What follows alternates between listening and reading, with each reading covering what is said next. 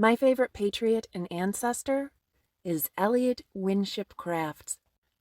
Among other things, she was the wife of a Minuteman. Busy in her home one day, a British officer stormed in and demanded, "What are you doing here?" She replied, "I am running bullets to shoot your soldiers with, and were I a man, I would use them too." Well, I love her for her courage, but I've always wondered, what did she look like? And what was she wearing that day? Oh, I wish I had a picture of her. What were they wearing in 18th century colonial America? Before the designers and the hype, what was the world's runway? And how did the colonies find out what was in fashion? Well, you won't be surprised to learn that fashion cues came from London and Paris. But after about 1770, it was Paris exclusively, because the colonies didn't want fashion or anything from England. So the world's runway was comprised of three things at the time. The first was fashion icons. Enter Marie Antoinette, her royal majesty of excess.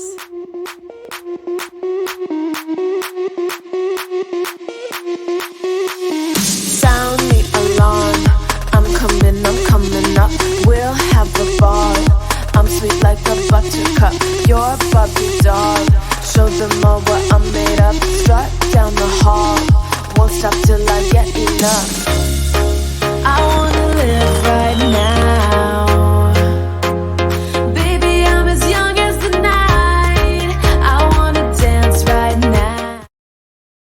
And while looking for an American fashion icon, I learned that Martha Washington was quite stylish in her day and even married in a pair of custom-made purple silk satin beaded pumps. Her friends knew she was fashionable, but it's believed she kept it low-key in the colonies. Another impact on the world's runway was Pandora dolls, or poupées. These were meticulously detailed 12-inch fashion icons with every underpinning and accessory to exact specifications. Not dolls for children, these were instructions for your dressmaker on silhouette, fit, color, style, and fabric. Pandora were sent out once a month from boutiques in Paris, and astonishingly, they were imported regardless of war between countries, pirates, embargoes. They always got through, no matter what, which proves that fashion is vital, and it was even then. Finally, fashion plates were making a big splash on the world's runway. This was the birth of fashion illustration and the precursor to fashion magazines. These were truly runway looks in that most were exaggerated, cutting-edge, things that only fashion victims would actually wear. But they set the bar, just like our modern runways. The first fashion plate can be traced back to 1678. Plates were etched in copper and printed, and then the paper was hand-painted to show more detail. We didn't see these in wide circulation, though, until the middle of the 1700s, and when we did, American women were obsessed. Here's a great example of runway to reality. The fashion plate in blue, an historic gown which was worn here in the States. And I'm not sure if Miss Wintour approves of this blue outfit, but colonist Mercy Otis did. So here we were, on the other side of the ocean, waiting for our trend ship to come in, and because of these three elements, fashion icons, Pandora dolls, and fashion plates, creating a coupled runway, if you will, by the late 18th century, we see that Western cultures could adapt to the same trends within a few years of each other. So what was the fashion scene coming into 1776? Essentially, as a personal stylist, I interpret runway trends for real women. So even though it's history, I approached this with my usual method of discernment. The first thing I review is the past to get some perspective. Where have we been? What were we wearing? And what's in our wardrobe right now? If I had to describe the overall look of what women were wearing in the 18th century, I would say it had evolved from the mantua of the 17th century, which was a serious, overconstructed, cumbersome ensemble. The 18th century immediately became less dowdy. The tone had lightened up considerably. Wardrobes were less complicated, much younger looking, and feminized a great deal. But by the last quarter of the 1700s, women still weren't wearing just a one-piece dress. So to be more precise, the most common attire was a layered outfit. This included a robe or gown, what I can best describe as a very fitted floor-length coat, with a wide, low, square neckline, narrow at the middle, and a very full bottom. This was paired with skirting, which was actually comprised of several petticoats. Whether they showed or not, that's what they were called. And the petticoats fell voluminously from waist to floor. Most gowns opened like a curtain below the waist, and above they were usually open in front with a deep V bodice, revealing a layer underneath on the torso. That layer was a stomacher. This was a triangular piece of fabric. It could be ornate or plain. It might even be made to look like part of your gown. This was pinned in place onto your stays, which was your foundation. Other gowns were made to close edge to edge, front and center, and we saw this popularize rapidly between 1775 and 85. Now, at the time, there were three main styles of gown, with a few variations. By 1776, most fashionable women were phasing out this post-peak robe à la Française.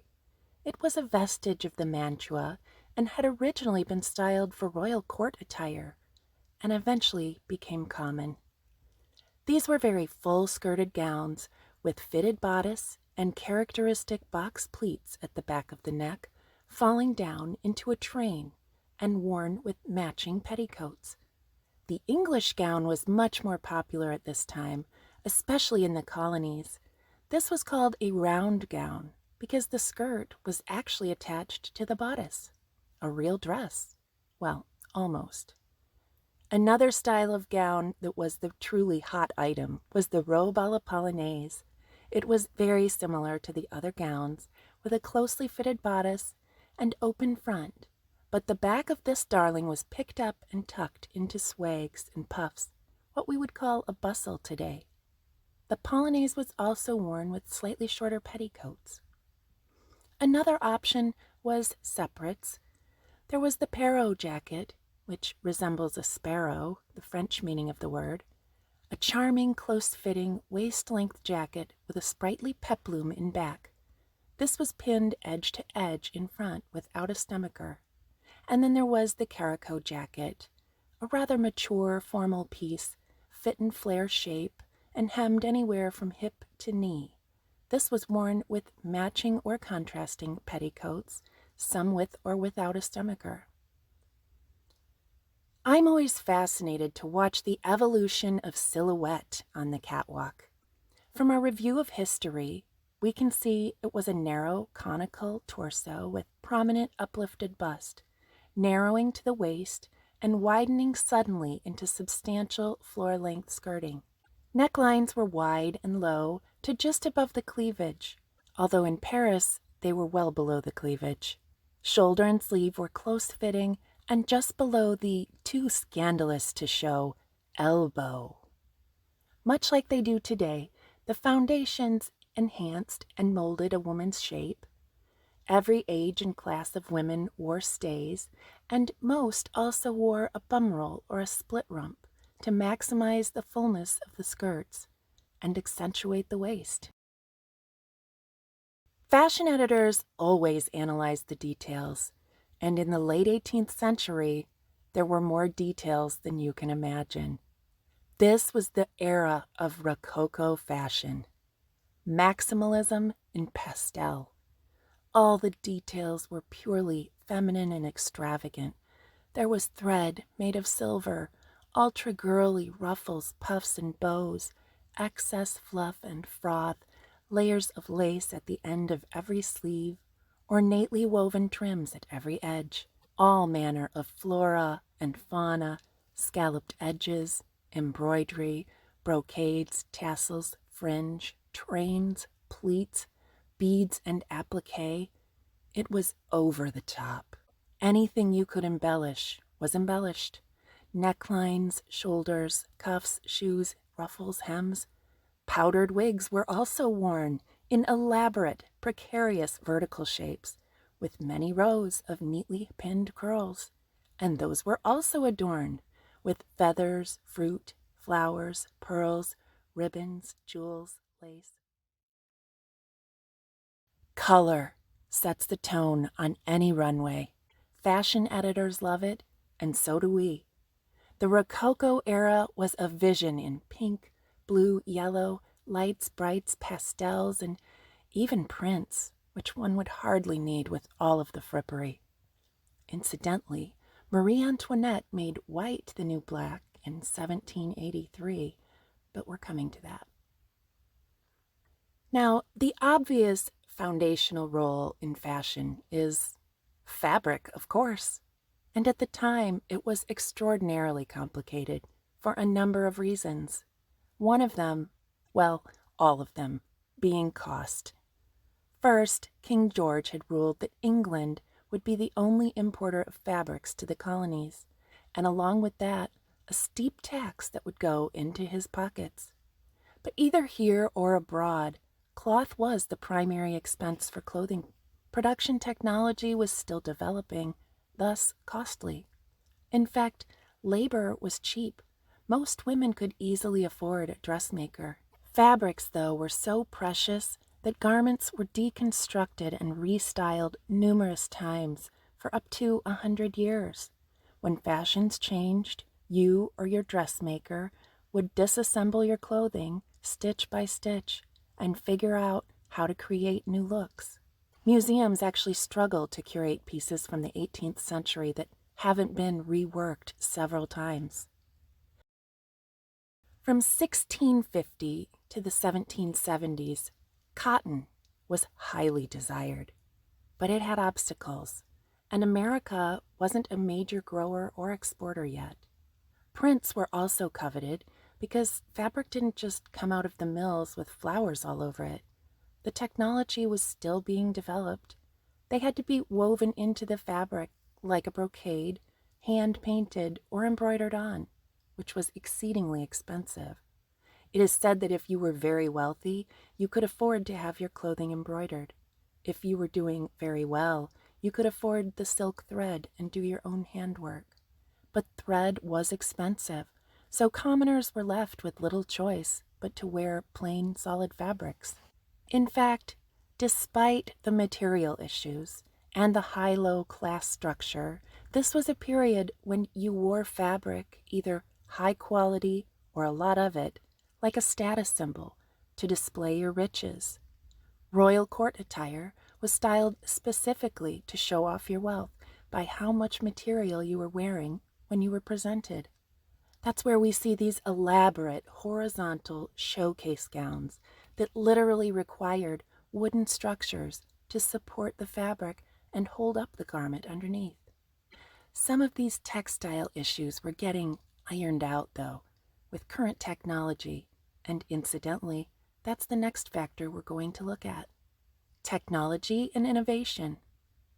There was a fascination with the intricate laces of the Rococo era. Advanced methods enabled more delicate, ethereal laces, the likes of which we had not seen. Lace patterns were designed by men and then made collectively by women in workshops. Although, with tiny, nimble fingers, children were trained to become lace makers as young as 5. So this tech lace was all the rage. Add it to any part of your dress or tie a piece around your neck, and you were right on trend.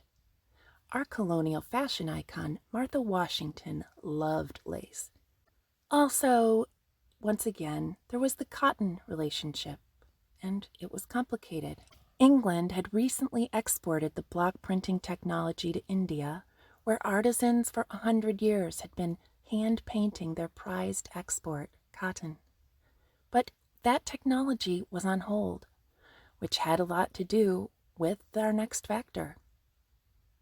When we're trend forecasting, fashionistas analyze politics and economy. Well, at least some of them do. Cotton, not a major crop in America, yet had a lot to do with the geopolitics of the 1700s. Now, Europe loved this new lightweight luxury fabric India began exporting in the 1600s. It was washable, held its vibrantly colored and exotic prints. It was lightweight and easy to sew with. Chintz for upholstery, toile for dresses, and calico for all manner of clothing. It seemed too good to be true. And it was. You see, the silk weavers of France and England were a very powerful force. They also had a lot of access to royalty, aristocracy, and lawmakers because they traded directly with their product.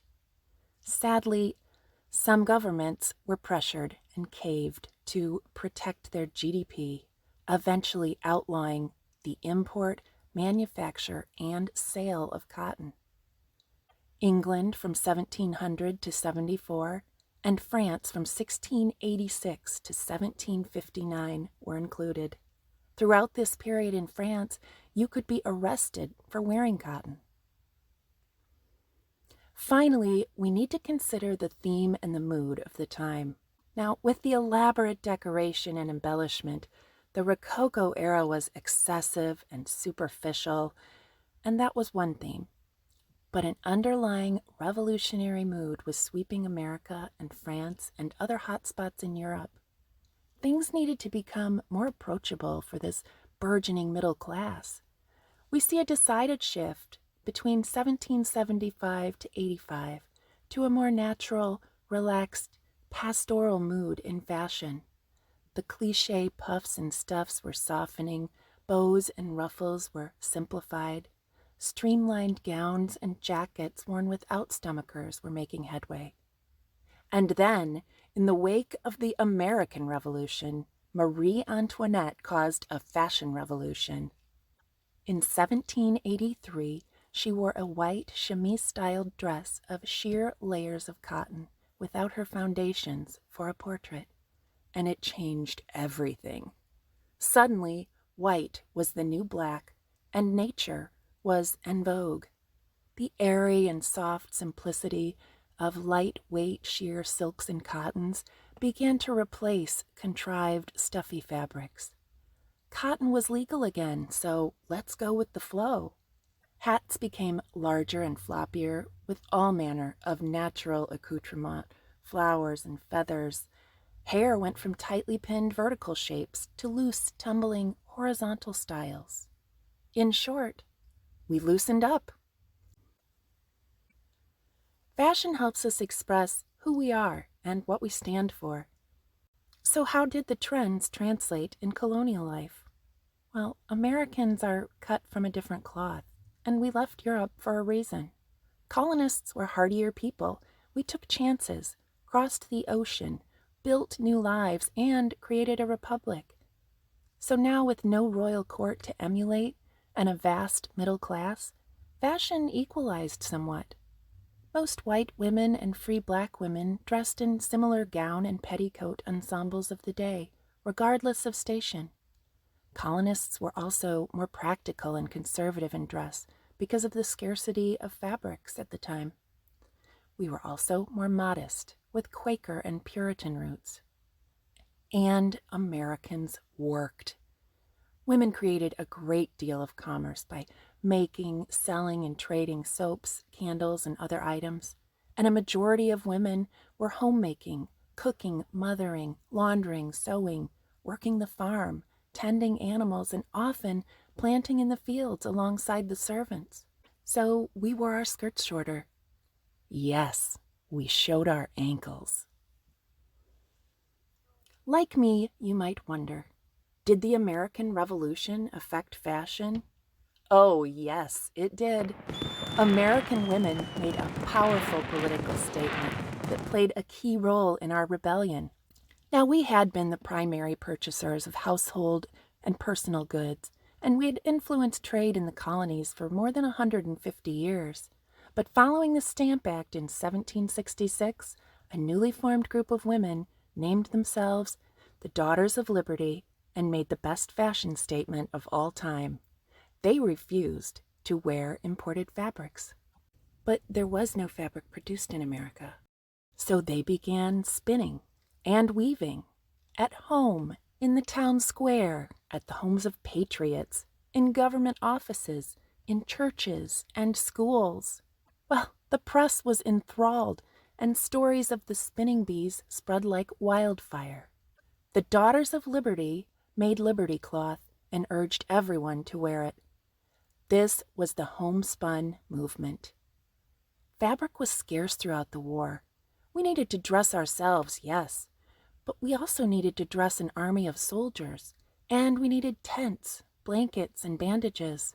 The Daughters of Liberty propelled an entirely new industry in America and became heroes at the same time.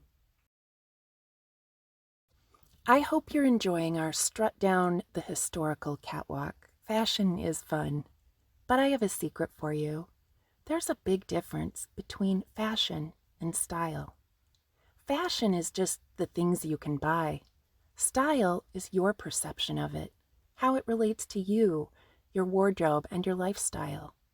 Essentially, style is how you interpret fashion, and it creates your visual personality. In my 25 years of dressing women, I've learned that understanding and tuning into your own unique personal style will change the way you get dressed and often change your life. Of course, knowledge is key. So now that we have a good read on the cobbled runway and the fashion-related issues of the 18th century, we should be able to figure out how it translates to one very brave middle-class colonist in Massachusetts. Let's get dressed. The first thing a woman wore, and probably woke up in, was a plain scoop-neck, three-quarter sleeve linen shift or chemise. Your shift protected your skin from the harsh fabrics and kept perspiration, dirt, and oils off of your clothing, because we didn't bathe regularly and the outer clothes were not washed often. The next thing you're going to put on is your stockings. They were made of wool or linen, and they came in many colors, but they didn't come with stretch. So you would pull them on past your thigh and then tie a garter or just a ribbon in place below your knee to hold them up. Now we'll put on our shoes, which were generally made of black leather or a very sturdy treated cloth in a low heel style. Buckles came separately, so we need to install those every time we put our shoes on. Are these the pilgrim shoes of our forefathers? No, they are not. Do they look like it? Yes. It's time to put on our stays, or bodies, which are worn right on top of your shift every day without exception. This is a stiff, boned foundation worn for propriety and to support and shape a woman's figure into the fashionable conical shape of the day. It also provides structure for your gown to lay smoothly and supports the other garments you'll be wearing. Stays should not be confused with the corset of the 19th century. They weren't meant to cinch the waist into an impossible ideal, nor did they displace ribs, cause fainting spells, or any of the other horror stories that belong in the 19th century. Stays weren't worn tightly, and they were actually comfortable. They provided vital back and abdomen support for working, lifting, carrying children, and walking long distances. Posture was very closely associated with health, and a straight back was next to godliness. Because they were believed to help with health and posture, children started wearing stays as toddlers. Boys generally stopped wearing them around 7 when they got their first pair of breeches, but it was not unheard of for a man to wear stays. Stays were made by a professional staymaker and consisted of 3 layers. The outer layer would be wool, linen, silk, or cotton, and may be plain or decorative. if you had a lot of money to spend, maybe it was made to match a specific gown. The inner layer was made of buckram, which is a stiffened linen, and the lining was hopefully something soft, cotton or silk.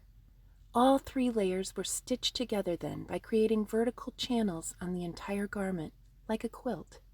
Then each channel was filled with baleen, which was whalebone, or balsam wood, or even reeds or cane. A lightweight cotton muslin could also be tacked in and was replaceable, because these garments were not washed, and you had them for 2 or 3 years. By the time of the Revolutionary War, these had been worn by all classes and ages of women for more than 100 years. It's time to insert our busk. This was a long, narrow piece of wood or whalebone, often a gift from your husband or lover. Many busks are inscribed with a message such as, "I wish to be held between your bosom," and that's exactly where it's held. Your busk is inserted into the front of your stays to keep them from buckling and to help support your posture. No underwear were worn. Shape-shifting is one of the oldest tricks in the fashion book.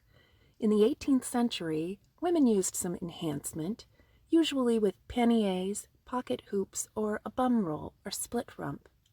Most typical in the colonies was a bum roll, which went right around the waist on top of your stays and was filled with shredded cork, sawdust, fabric remnants.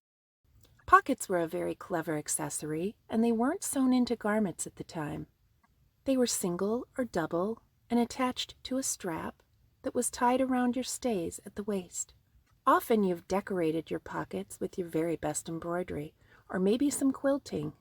Large and deep, these would hold your sewing kit, scissors, money, and always the key to your spice cabinet. Here beginneth the petticoats, and I'd like to think Elliot Winship's was made of Liberty cloth. This is the first one you're wearing.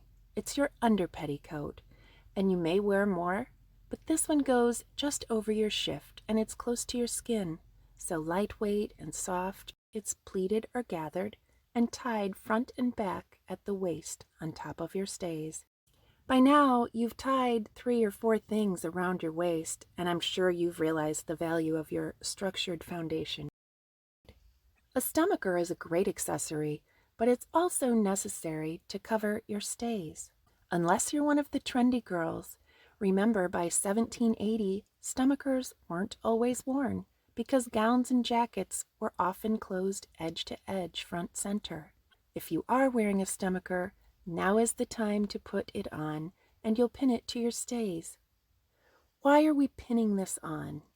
Because in the 18th century, women's clothing didn't have buttons or fasteners. Men had buttons for days, but the adjustability of women's clothing without the expense of buttons was ideal, because of the constant change in women's bodies with frequent pregnancies. So women didn't need maternity clothing or alterations. All of their garments had pregnability. Your over petticoat comes next. You may have several layers of petticoats between your under petticoat and this one, but this is the one that shows, as there's nothing called a skirt. This is the coordinated or matched part of your ensemble, so it may be embellished or have a ruffle at the hem. Many were quilted for warmth and to create volume. Similar to your under petticoat, it's pleated or gathered and tied front and back at the waist on top of your stays. And remember, your pockets are accessible through your petticoats because they tie front and back and leave a slit on each side. Now we're going to put on the gown. This is the top part of your ensemble, a robe for wearing over all of the underpinnings and foundations you have. Depending on what kind of robe it is, it may be split in the front to show your petticoat, or it might be a round gown.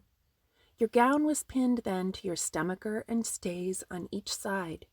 If you're skipping the stomacher, you're pinning the gown closed in the front.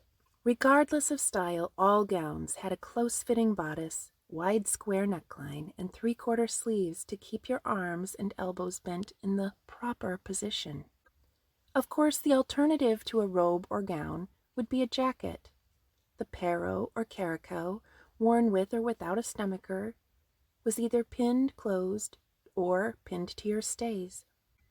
Women of all classes wore an apron in the daytime. Working women, of course, out of necessity. An apron kept their clothes clean. It was also a very handy pot holder or towel, and tied up, it enabled large loads of laundry or produce from the garden to be carried in. For wealthy women, it became another status symbol, being a very fine fabric or maybe ornately embroidered. Some of the aprons I've seen in museums were so fancy, I'm sure they had never seen a kitchen. Not all colonists wore jewelry, but everyone accessorized. A string of pearls and eardrops, or maybe a string of coral beads, weren't uncommon. A black or brightly colored ribbon or a piece of lace tied around your neck at choker height was fashionable. And a lady of any kind went nowhere without covering her décolleté. She would wear a fichu or a kerchief. A fichu is a triangle of very sheer silk or cotton, worn around the neck, overlapped in front, and the ends are tucked into your stomacher or stays. The fichu is for a dressier affair, or the upper class. A kerchief was more common for all classes, worn the same way, all day for sun protection, modesty, and warmth. We usually see white, but many working women actually preferred a color or print to hide the perspiration or dirt. Your head covering was a mob cap. Now you may have woken up in this, but you are certainly not going anywhere without it, because in the 18th century, women in America covered their hair. It was pinned up inside the cap to keep it tidy, out of the way, and clean. If you were going to town, you might tie a ribbon around it, or you'd wear your hat right on top. If you'd like to protect your bed linens from lice or oil, you might want to wear it all night. In the summer, most colonists wore a large brimmed straw hat with a very shallow crown. Tilted vertically towards the face and tied around the back of your neck, these were the perfect protection from sun. Also popular in the colonies was a black silk market bonnet. These had a stiff bill and an oversized puffy top. Remember, there were also the larger, floppier-brimmed hats adorned with all manner of feathers and flowers, ribbons and jewels. Whatever you could throw onto your hat is apparently what was coming out of Paris. Regardless of your choice, you always had your mob cap underneath, with one exception. If you had a very tall, vertical, powdered wig hairstyle, you would have a calash, which was a boned, domed contraption to maintain the coif. At last, we've come to outerwear, and as far as I can tell, there weren't many choices. It was pretty much a red, hooded cape or cloak. Depending on your age, region, or station, it may be lined in fur or quilted for warmth, and they were made in varying lengths. Now, every colonial lady likes to keep her hands protected from the sun and the work that she does. Most often they wore gloves or mitts that extend past the wrist, but most common was fingerless mitts, very convenient for using their colonial tech devices. Finally, we are dressed. And now that I have all of the details of what my favorite patriot would have worn the day she encountered the British officer, my picture of Elliot Winship Crafts is coming into focus.